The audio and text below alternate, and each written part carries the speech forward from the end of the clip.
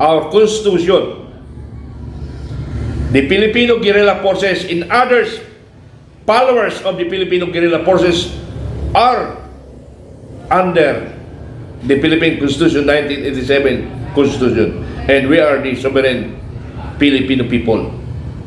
So yun lang ang ating panindigan. Batas, Constitution 1987, dyan lang tayo magbabase. Huwag nating babuyin ang ating Constitution dahil ang nag-ratify dyan ay ang taong bayan. So we must respect the rights of the Filipino people and ang mga congressman at ang mga nasa gobyerno.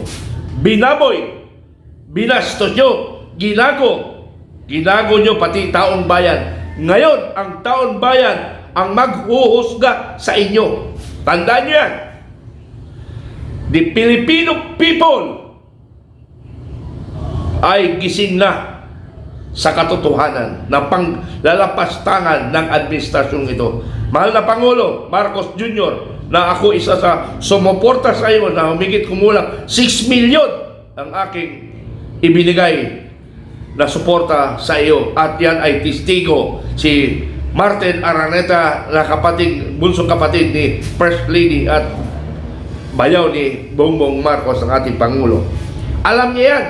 At nag-uusap kami lagi sa Mandaluyong headquarters nung campaign period. After the winning, nandun na kami sa BGC nag-uusap. At alam nila yan. At makapagpapatunay dyan si Colonel Samonte, na isang instructor ni Pangulong Marcos Jr. during his time as lieutenant. He undergo Philippine Constabulary as commission officer in CAD. Then, after that, nag-training ng Marines. After that, nag-training ng Ranger. And the last is the Special Forces. So, lahat ng mga elite forces ay pinasukan ng ating Pangulong Marcos ngayon. Ngunit, hindi niya ginamit yung kaalaman na yan para sa warfare or sinasabi nating taktika militar. Hindi niya ginamit. Ginamit niya taktika, corrupt politician. Yun ang ginamit niya. Tarantado ka, Pangulo. Hindi mo ginamit ang utak mo, utak demonyo. I'm sorry, Pangulong Marcos Jr. Hindi mo nirespeto ang aming karapatan. Ako nga, noon magharap tayo eh. Hindi ko naramdaman ang pagmamahal at papasasalamat mo. Akala ko kasi may kasunod na mas maganda. The worst pa ang nangyari. Naghirap ang aking grupo, yung 6 million. Ang daming sinanla. It because of your requirements. Pa-register ng organization, pa-register ng kooperatiba. Sabi nung isang counterpart ko na organization, "Sir, nagbago ng buhay namin." Bakit? Sabi ko, very good. Kasi sir, naghirap na ako, hindi ko na nabawi ang bahay ko. Akala ko kasi yung pangako ng mga gintong-ginto, ng ginto na yan, yan yung panluloko nyo sa taong bayan, ginto. At totoo bang ginto? Actually, maraming tumawag sa akin sa mga ginto eh. Pati sa Central Bank, ang dami tumawag sa akin na kami, the Filipino Guerrilla Forces, ang kanilang iniisip na tatayo para sa sambayan ng Filipino Guerrilla Forces, ang tunay na makabayan. Kaya kayo lahat ng Pilipino naniniwala sa katotohanan, you join with the Filipino Guerrilla Force. Paano sumali? Paano sumali? You search yung FGF page, and the number of personnel, Major General Reyes Yugo, ang number niya 0926-023-7227. Doon kayo magpa-register kung saan sulok kayo ng mundo at sa kanya nyo itawag. Ngayon, kung hindi kayo nasagot, sorry lang ha, magtyaga lang tayo kasi na-loaded naman yung tao. Loaded sa mga tawag-tawag, ano? So, mga kababayan ko, magandang balita, marami nang lumipat uli kay Pangulong Duterte. But we need your support sa Filipino Guerrilla Force. Malapit na. Huwag kang tumakbo, Pangulong Marcos. Laharapin mo ang katotohanan. Tambalos-los at tuwadkom. Kung talagang matapang kayo, hinahamon ko kayo ngayon. Magharap tayo. Anong gusto nyo? Sasagutin namin. Suntukan, kaya ko pa. Basta kaedad ko lang. Ha? O debate in regards to budget of the Republic of the Philippines. Other than that, baka hindi ko makaya. Basta punto lang at suntukan ang kaya ko. Hindi kasi ako magsasalita kung hindi ko kaya.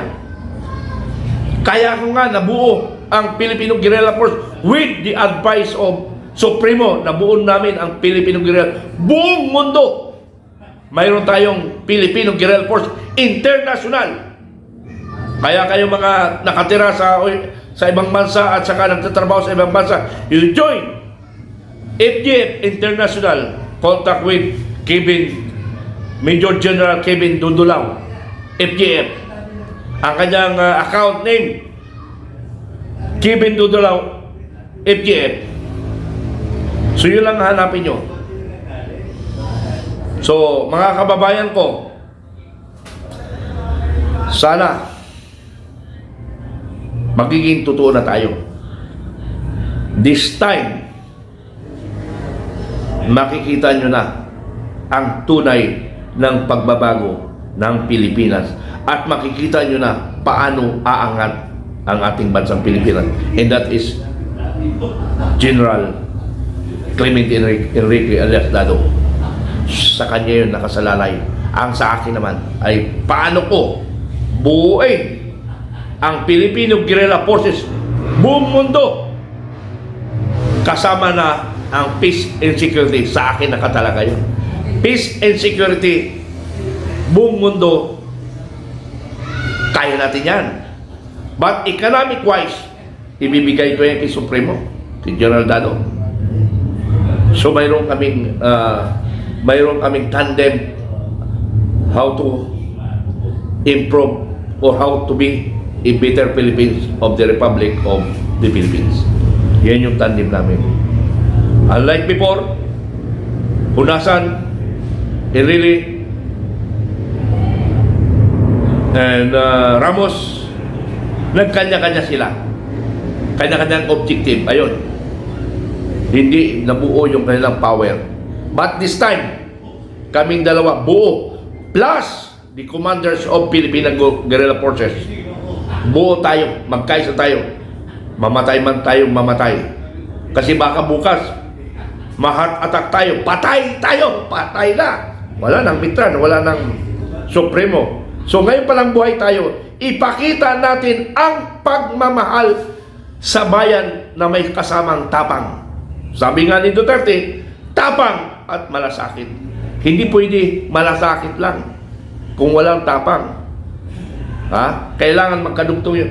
Tapang at malasakit. That word